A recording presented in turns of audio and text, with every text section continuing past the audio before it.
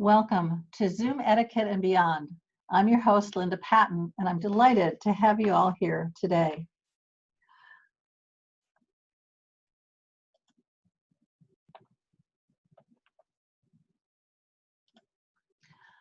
I want to be very honest with you. This hour will not be spent on the technical aspects of Zoom. Zoom does a really good job of training on how to log in, how to do breakouts, how to set up Zoom rooms, how to set a password and enable waiting rooms, and so much more. That is not what this program is about. With having been in more Zoom meetings since March 20th than I ever expected to be attending in a lifetime, we are now using them for more and more things like team meetings, club meetings, yoga classes, mediations, meditations, training, and just getting together with people who we care about. If you have Zoom, you're about 80% on the way to having the best video communications. What's the other 20%, you ask? My goal today is to examine how you show up at a Zoom meeting. It is giving you the ability to create a professional appearance, background, and presentation. What I'm going to share with you today is an accumulation of things that I saw when we first started and are still seeing today. My objectives for you are to have an increased comfort with this digital platform, an increased professionalism as both guest and as host, and increased confidence in your own presentation. Does this sound good to you? These are some areas that I'll talk about, and not necessarily in this order. So we're going to look at setting up your studio, audio and video quality, host etiquette, guest etiquette, digital connections. These are the points that make you credible and accessible. While you might think that these are areas everyone is aware of and doing the right thing, I agree. It would be great if throughout this webinar you find yourself saying, I know that, I do that. Congratulations, you're among the minority. It is amazing to me that because we are now doing more work on digital platforms, our sense of etiquette has gone out the window. We do things thinking that we're in the privacy of our own homes and that no one will notice. Yet being on video is probably the most visible you would ever be in a face-to-face meeting of any size. The things I'll talk about, if not done well, will drive your audience crazy. I know it does me. Yes, this is me. Why this picture? When I started working with my first coach, I told her all the things I wouldn't do or didn't have. I said, I don't have a website. Well, I'm now on the 5th iteration of that site. I don't have any blogs, and I'm not sure I want to write them. And I've probably written several hundred blogs since then. I won't do radio. Well, I had a radio show, Leadership Stars, for 2 years, and it's now in syndication. I wouldn't do TV. And since then, I have been on many TV shows, including Toastmasters Time TV. Oh, I said I wouldn't write a book. Well, I'm now in 7 compilations. I have 2 short ebooks and 2 of my own, including No One Stood Up When I Entered the Room, One Woman's Journey from Command to True Leadership, which is an international bestseller. I said I wouldn't speak on stage under any circumstances, but I would teach class. I am now an international keynote speaker on leadership. And last of all, I said, I won't do social media. And that is still a challenge today. And I thank my lucky stars that I have Carrie Hargrave, who is also my graphic designer. What does this have to do with this picture? Well, when I started on digital platforms, it was Google Hangouts. My coach told us all we had to dress professionally, thus the jacket, full stage makeup, hair professionally styled, and a smile whenever and for however long we were on camera, which, as you can guess, was pretty much the length of the show. Needless to say, this has changed significantly since then. Some of the changes are good, and some are just plain odd. Let's see what I mean and how we can change it. Let's start with you. Video now is even more crucial to your business. You provide education through webinars, which seem to have grown up like weeds since shelter in place. We have team meetings to discuss and decide on projects and their plans.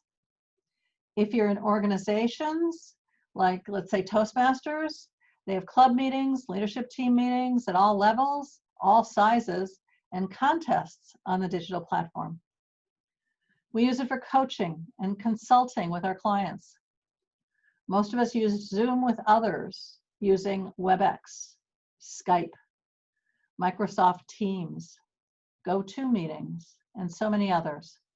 As they say, choose one and own it.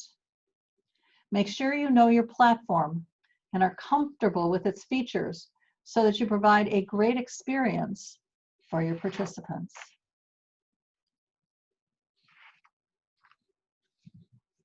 Who is this? Have you had participants show up like this? I certainly have. All you need are his hands to be a true Kilroy is here experience. If you sit to present, to host a meeting, or just to be a participant, it's important that your camera is positioned such that you show from the chest or waist up. Seeing just your eyes or another part of your head has people wondering what's going on below. Also, facial expressions are important for both the speaker and the audience to gauge reaction to the presentation. What expression or emotion do you get from this gentleman? Not much, really. I'm sure you've seen people with this view speaking and then ducking down so that little or nothing shows of their head. What are they doing? Are they looking for something, or are they reading their script? This is all very mysterious, and it has your audience more intrigued in what you're not showing than what you're saying. The other extreme, which we'll also show in the next picture, is where you are so far up in the screen that your head is cut off. Again, think of the screen as a frame of your picture. How do you want to be seen? As I said in the previous picture, this woman is missing the top of her head, actually from her nose up, to be exact. If she's sitting, then she's moved the camera not far enough up, and her head is cut off, as I mentioned. However, if she's planning on standing up to present, then she's way out of her frame.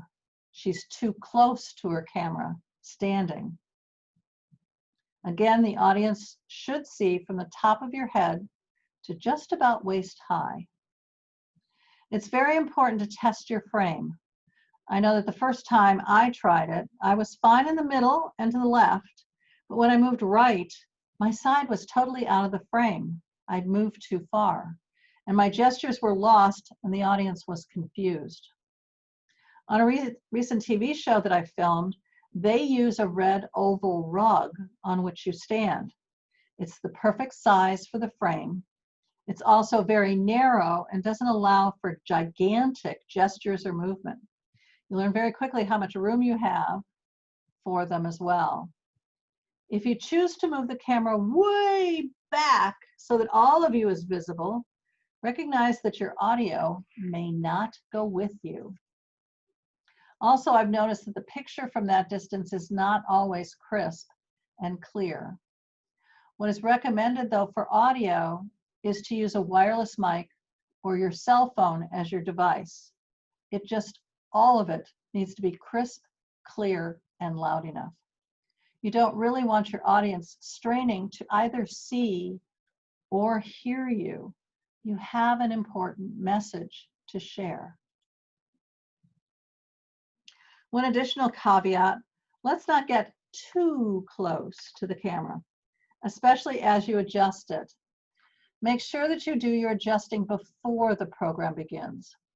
Watching individuals adjust their cameras with arms and heads and eyes and other parts of their body coming in and out of the screen can really be very distracting to a point of being annoying.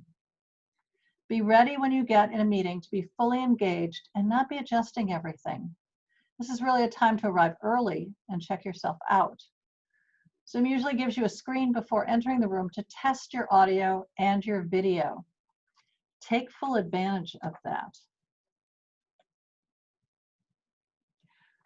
We talk a great deal about eye contact when we're in person. It's so important in audience engagement. And you have the opportunity in person to look from person to person to person. You want everyone in the audience to feel that you're speaking just to them. However, on camera, that's a little bit more difficult.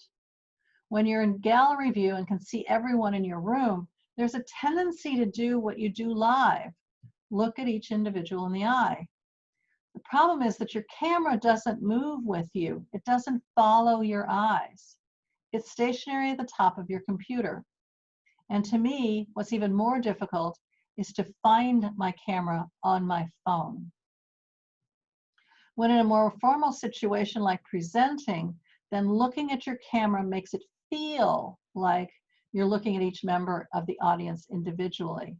So this is one place where you look at the camera only, not at the people in your audience. This definitely increases your presence and your authority. If you're in a more informal setting, like a meeting or a coffee clutch or whatever, then looking at the screen is very appropriate.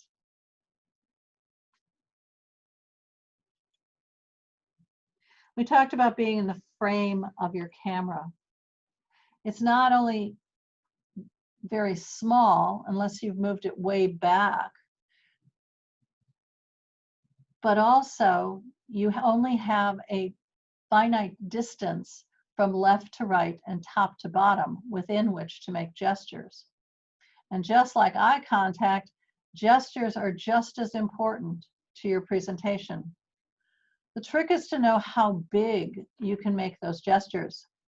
If they go outside the frame, they'll distract the audience. If they're too small or below the level of the camera, the audience will still be distracted, wondering what the gesture really was. It can look like you are just randomly flapping off the screen. Plan and practice your gestures with your camera, just as you would practice the words. They are all an integral part of the power of your speech. Clothing matters. Perhaps if it's a virtual coffee gathering, you could come in your hoodie or something less casual. However, what you wear on the upper half of your body is important to your professional image. A speaker coach told me that you can wear anything you like below the waist, including pajamas, as long as you don't stand up to speak. I would agree and ensure that your frame does not include that lower half, and you don't forget about not standing up. She put on her signature earrings, beautiful necklaces, a stylish jacket and blouse, and had her hair styled. She looked the part. Below, she told us she was wearing a pair of sweatpants and her slippers, but we never knew.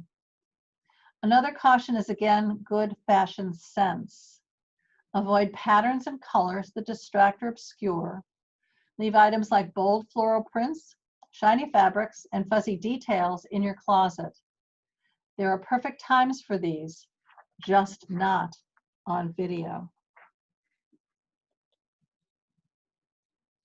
The question then is, well, if I'm presenting or hosting a meeting, what should I wear?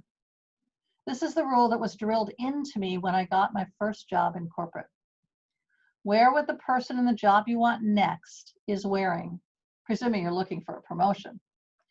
The rule was to be one fashion step above your audience. This again establishes credibility and authority.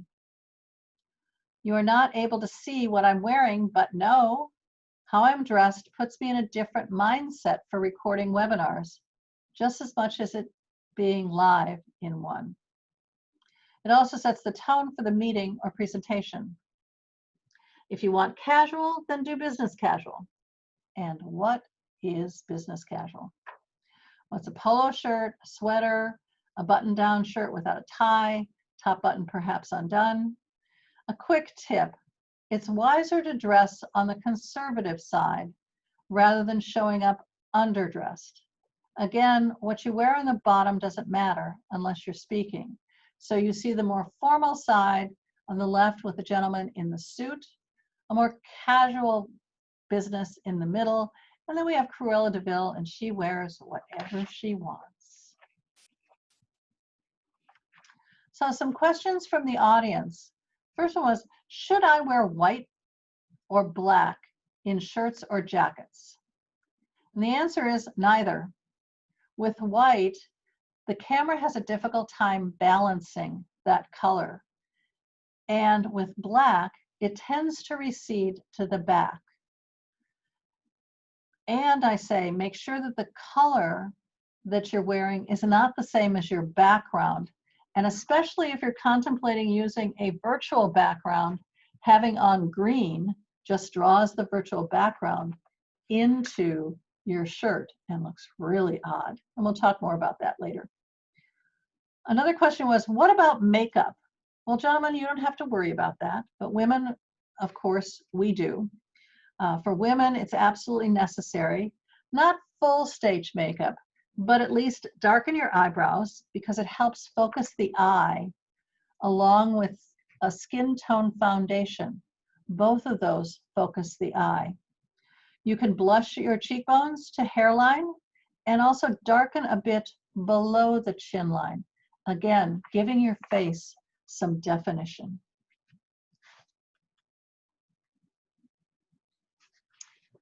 The environment into which you put your digital meeting is as important as how you show up. Once you log in, you need to be aware of everything around you all the time. Things that you do or say can be very embarrassing, shocking, and sometimes even funny. Think that your camera is always on and that everyone can see and hear you all the time. Yes, there is a mute button for both, and we often forget to use it until someone remarks on a faux pas or noise in the background. As I mentioned before, it's critical that you test your audio and video prior to getting on the call. The quality of your camera and microphone matters. Recognize that when you're using your cell phone as your camera, your screen is minimized, and usually there are two black bars, one on either side, framing your picture. This is another place where you need to remember everything you say and do. We, the audience, get to experience it. We've talked about the camera and your microphone and suggested that you test them before getting on the call. It also may be necessary for you to raise the level of your computer so that we're not looking up your nose when we look at you as we are with the ass, the donkey, on the left. Laptops and iPads are very portable and make it easy to be anywhere in your home or office, perhaps even a comfy lounge chair, couch, or even on your bed during the call. The challenge here is that often you're holding the device on your lap, which means you are, looking down at the camera. Thus, we see up your nose. If necessary, put your device on a stack of books, on a stable surface like a table, desk, or even a chair. Have it high enough that you're looking straight into the camera. Microphones are a wonder. It's great that they're included in your camera most of the time. However, if you want high quality audio, then a separate microphone is needed. While earbuds work well and for the most part are more invisible than the traditional mic and headset, I would definitely test the microphone for clarity and for volume.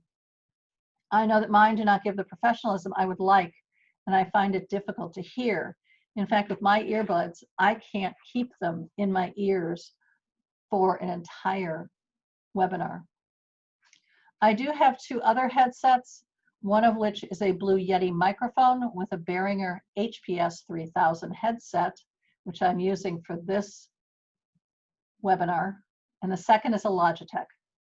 I used the Yeti setup for my radio show to ensure that the quality of sound was impeccable. Having a spit guard, as the young gentleman does in the right-hand picture, or a pop filter is also a plus to great sound. For me too, using an external microphone means that everyone in the space doesn't have to listen to the meeting or program, only to what I say. It has definitely brought peace in my home and office. Whether to use a microphone with a headset or something wireless such as a lavalier or headset microphone system, make sure the sound quality is great. Also with a lavalier mic, make sure that it's positioned so that when you move, you don't hear it moving against your clothing. That scritch, scritch, scritch can be somewhat annoying.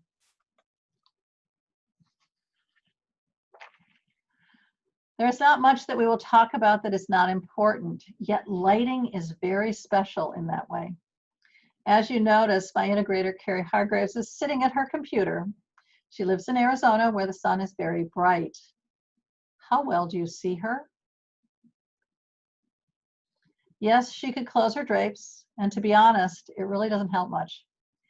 When I work from home, I have a similar challenge and the light is on my right, stage left. I can close the blinds and the light still impacts the screen. This is why I do most of my video work from my office. When you're dealing with bright outside light, eliminate it if at all possible. This would also be true if you have a skylight in your space. One suggestion was to use ceiling light murals to reduce the glare. Because outside light changes as the sun moves from sunrise to sunset, it's best to check the light at the time of day you plan to present. I was in a board meeting at home, and as the sun set, my room went from very lighted to almost black, even with the lamps on my desk and behind me. My face became the only object visible, and I looked like a floating white space. It definitely wasn't pretty, and I obviously didn't do my homework. When looking at light inside, it should be coming from in front, in back of the camera. It should not illuminate just part of your face, nor should it be like just half your face. As you can see with the gentleman to the left, only a portion of his face is lighted. With the person in the middle, you're seeing exactly half. And the woman to our right is well lit. To illuminate this entire face, using a circular lamp can give you just the lighting you need and is more even than table lamps, desk lamps, and fluorescent lamps. Also, look for light bulbs that don't turn you yellow or red for that matter. In fact, you can use pieces of paper across your light bar to tone the light down a bit and give it just a little bit of color tone. There are many experts on the internet who can help you get just the right lighting package for your environment. And don't hesitate to use them.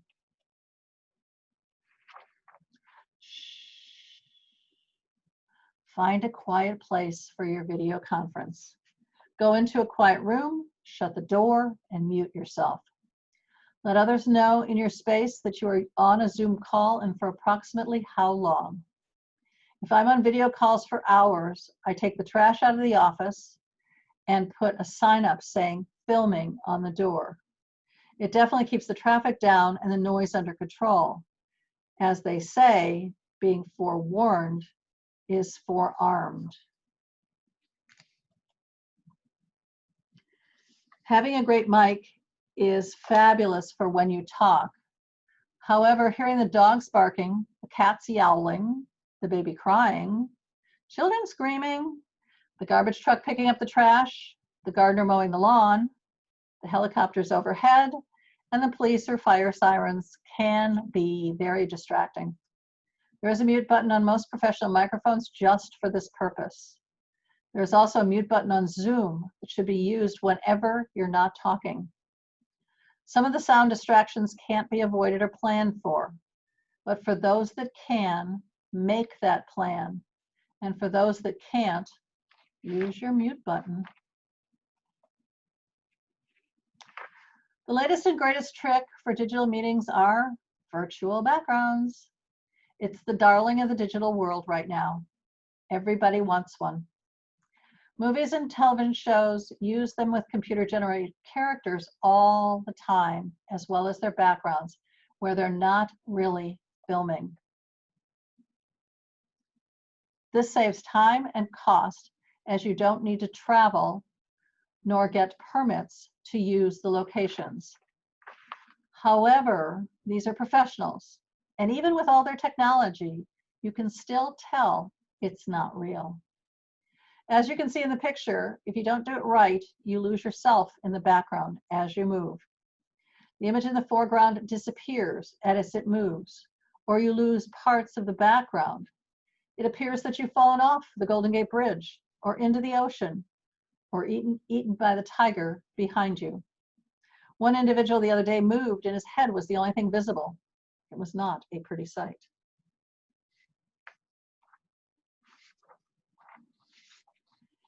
It is just as distracting if the visual background has movement. I find I get mesmerized by the waving palm trees or the rushing surf. Who do you want the audience to pay attention to? You or your background? I couldn't resist this image. There are moments when individuals move within their virtual background that they appear to be eaten by a plant, similar to this one from Little Shop of Horrors. Think long and hard before using them. If you decide that, yes, putting my branded background up or a picture that represents you, then make sure you put a green screen behind it. I know that when I click to use virtual backgrounds, there's a box that's checked that says, I have a green screen. If you unclick that because you don't, Zoom will check your computer requirements. If you don't meet them, then you should not use backgrounds without one.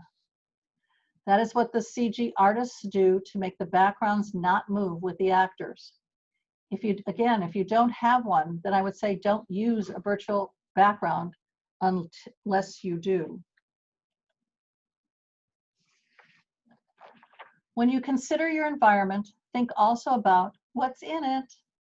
The last thing we all want to see is your dirty laundry on the floor or other surfaces, your dirty dishes on the counter or your desk, the unmade bed, the messy desk, or the even messier bookcase. Of course, with a bookcase, the participants may be looking at what you're currently reading, not paying attention to what you're saying. I can tell you that that's true, as I did a podcast, and that was the one question I was asked by the audience. I never used the background again. I have thought about doing a bookcase that probably isn't quite as crowded, but has my book facing out on the shelf. I just haven't found the right environment to make that happen. So what to do instead? The easiest way is to start with a simple background such as a plain wall that you see here. You can add some potted plants or flowers in a vase. Make sure they're fresh or great dyed or fake flowers without dust on them. Add a branded picture, as I have my lions behind me representing the art of herding cats. Unfortunately, you can't see that. You can use a backdrop or a screen. A colleague of mine, Kimmy Avery, has a beautiful throw that is attached to the back of a bookcase that is perfect for her. Keep it simple and not cluttered. Check it out on your video before you go virtual.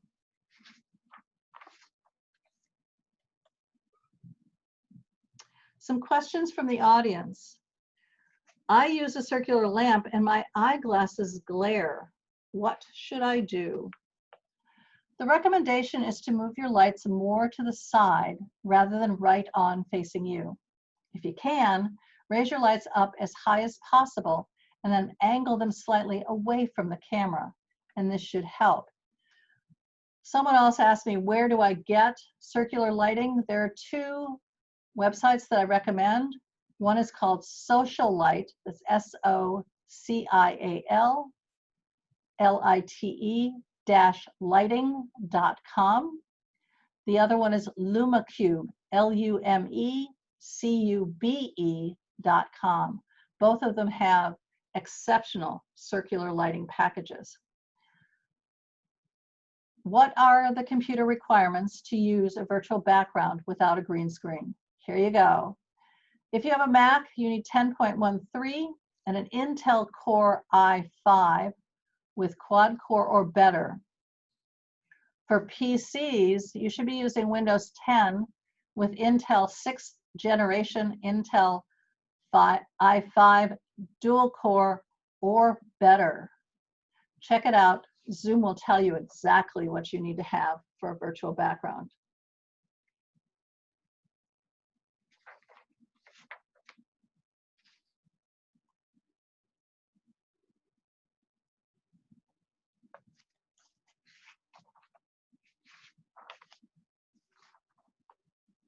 This third segment has to do with your manners. This should represent all the things you should not have in your background or on your desk. And it also represents other distractors for you, the guest, or as the host. With all this around you, how can you concentrate on just one thing, the event you're participating in? Think about it. How many of you have gotten bored with a presentation and slipped over to check your email or done a Google search on something the presenter said? How about your cell phone? Did you remember to mute it before you got on the call? Does it light up whenever somebody calls or sends you a text or message on Facebook?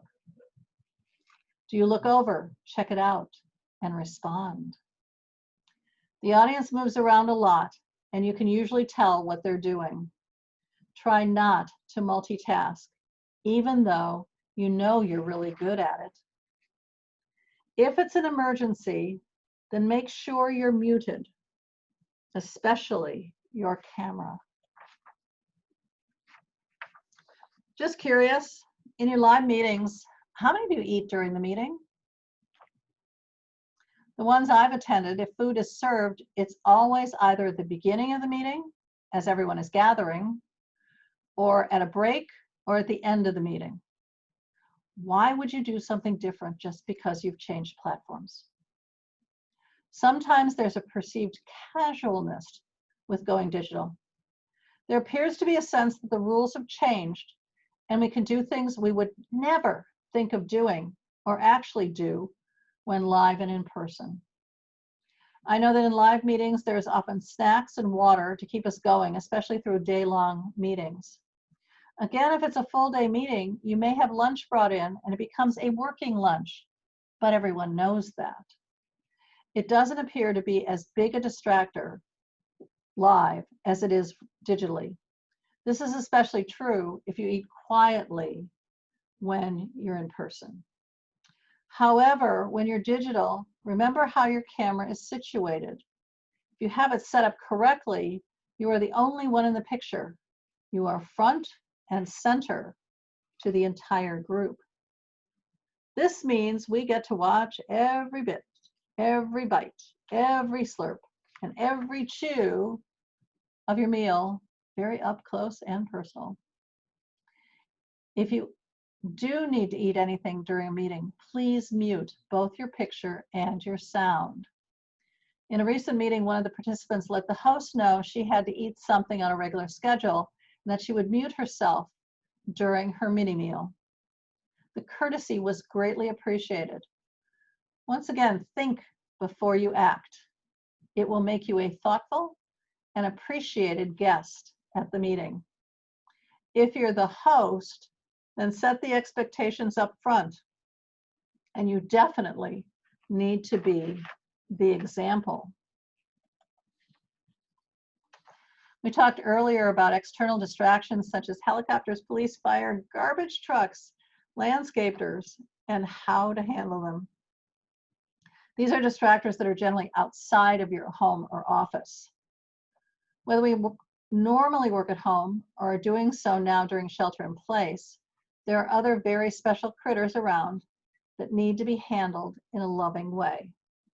In a recent meeting, one of my participants coined the term pet zooming. If you work in an open space like the kitchen or dining room, these creatures generally have free reign of the space. They love to jump up on the table or desk and check out what you're doing. When I had cats, they for the most part walked with me to work and then left to do their thing for the rest of the day. When it came time to end the day and feed them their evening meal, they once again showed up and very persistently walked across my desk in front of my computer screen and oftentimes on the keyboard. I understand if you're at home and your pets want attention, they don't always understand why you're not paying attention to them and their needs. What we see as the participant in the meeting oftentimes is a tail walking by, or a full cat sitting in front of you as above, or even just a dog. By the way, where did you go? There are also the birds in the background who speak in colorful languages during the meeting, or the snakes that sometimes arrive on the necks of their owners. That can be very distracting. It's not only pests that can distract you when you're working on a video call.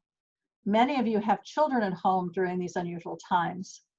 If they're school age, they could also be in classrooms with their teachers doing virtual class work or homework. They generally will be quiet as they concentrate on their material. Those with younger children, well, they can interrupt you in their own unique ways. If you have ever been on FaceTime or Duo with 17-month-old, you know where I'm about to speak. Having the child in your lap during the call can be a distraction for you as well as for the rest of the participants. There is constant energy and need for attention. If possible, have another family member take them to a different room. If not, then definitely mute yourself as much as possible. If it is a training, then listen to the recording. Everyone, including yourself, will be so very grateful. If at all possible, ban pets from your studio. Close the door. I do recognize that pets don't always understand why they can't be with you and can set up a lively protest outside the door. Be as aware as you can and take action that is appropriate for your situation, always thinking about your fellow participants. Oops. I never thought that I would have to say this. Don't take your laptop to the bathroom. It is so easy to just pick it up and carry it with you so that you don't miss any of the important topics being discussed. Yes, I have seen people do this, even as the entire meeting room is shouting, "No, no, no, don't go there." Usually, we're not listening and are oblivious to what we're doing. Or there was the on-air reporter who was in her bathroom demonstrating how to cut her bangs while her husband was taking a shower behind her. The mirror caught everything, and it went viral. This is definitely private behavior that should not be seen or heard by any of us. Other private actions include scratching your armpits, picking your nose, cleaning your ears, or biting your nails. Just remember, we see it all, unless you mute, and it's difficult to forget what you have seen. If there are other people in your studio space, let them know that you're going on air, as I have today in our offices. Because I share office space with my husband and he sometimes requires IT support, I especially let him know I am going into a meeting and when I will be out. He can hear the sound of talking, but not the actual words when I am filming. It's amazing to me that he knows exactly when I get off and comes in for that IT support that he's been waiting for. In the evenings, I want to ensure that my cleaning staff doesn't walk in during recording. Having a vacuum cleaner going in the background doesn't make for a professional program.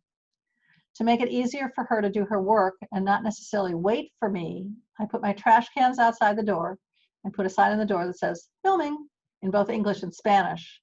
has been a tremendous help, and she gratefully appreciates the warning. In a smaller group, you can have individuals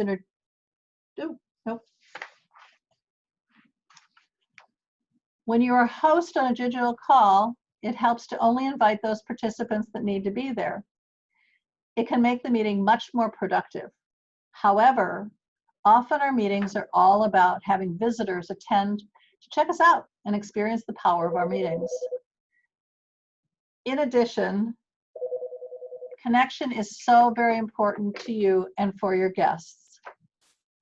It is recommended that you have participants introduce themselves. When you address guests by name, it signals that you know who they are and gets their attention. The neat thing about Zoom is that the person's name usually shows up on their picture, unless they call in. You as the host can change the person's phone number into their name so that everyone knows who they are. How can you do this? If it's a large group, you can invite the participants to put where they're coming from in the chat, along with why they are here today. In smaller groups, you can have individuals introduce themselves, who they are, what they do, and maybe a question applicable to the topic of the day. Keep the introduction short, or they could fill your entire meeting time. As a host, starting on time and ending on time are very important concepts to keep in mind. As a guest, being on time and ready to begin is vital. You know how distracting it is for people to wander into face-to-face meetings. It's just as challenging with digital meetings. Both hosts and, if possible, guests should also review and be familiar with the agenda for the day. Being ready and very familiar with the agenda, you know when you can anticipate speaking and be ready for it. Nothing causes anxiety more than not being prepared and ready when the host calls your name. Another aspect that irritates participants is going over time. If you're going to be late, then if you can, let the audience know that you recognize this. Let them know how much longer you anticipate the meeting to last and get consensus from the participants. This is definitely reducing anxiety, clock checking, and anticipation of what is going on. One key place to monitor is presentations and discussions. Managing their time can be a very important aspect of a great meeting that ends on time. What that may mean is doing a bit of what I call potential problem analysis. Here, looking at what could go wrong. It's a topic that is controversial and lots of questions could be asked, or a long discussion could begin. You could look at what would cause this to occur, like anticipating the questions and incorporating the answers into the presentation. If you can't anticipate what the audience might ask, then perhaps have a separate meeting to address this topic and have the discussion offline, so that in the meeting you are presenting the results, not just the beginning of the dialogue.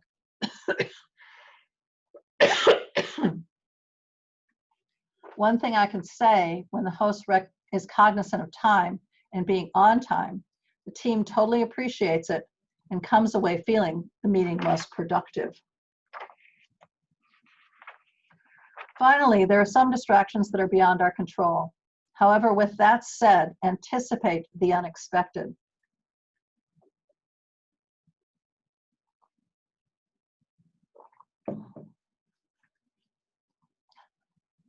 I once had a guest on my radio show from Billings, Montana. We were on Skype audio only.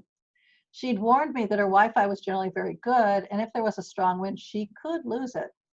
As it turned out, the wind started about halfway through the show. We lost her 3 times, and the last one was as we wrapped up. I could hear her as the connection went saying, deleted expletive, deleted expletive, deleted expletive. I wrapped up the show, asked my tech if we could delete what was on the replay, and called her back. We had been able to cover the first 2 drops with commercials, and the third was too close to the end to be able to cover. I asked her why the deleted expletives, and she said she could watch the connection going and thought that she was no longer on air. Knowing this, I would have suggested having a hardwire connection. Unless the whole system goes down, I know I have a reliable internet connection, and as they say, weather happens. With PG&E here in California doing public service power shutoffs, you can't always plan to be somewhere else during the meeting or the presentation. This happened to my speaker at a recent event, and luckily he knew on Friday. We had 2 contingency plans, including coming to my office or going to his daughter's house.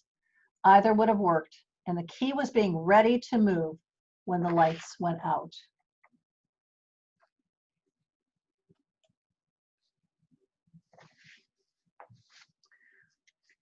I don't believe that we have any questions here in our final segment.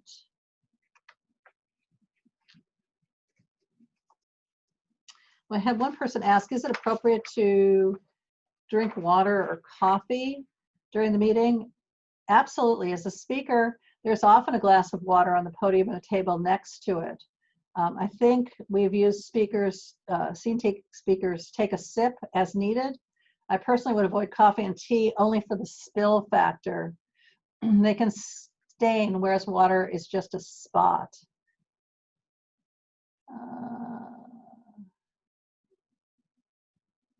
Yeah, other than that, I had no additional questions to answer at this time.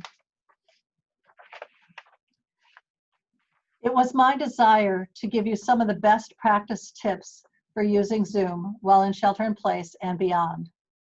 Following these tips and tricks will help you put your best foot forward. Give yourself every advantage by taking these tips to heart and incorporating them into your exceptional Zoom experience. If you've enjoyed this presentation of Zoom etiquette and beyond and would like to receive announcements on other programs, I promise not to spam you or overload your inbox. Please go to www.dare2leadwithlinda.com, and I thank you again for your interest. See you soon on another Zoom meeting.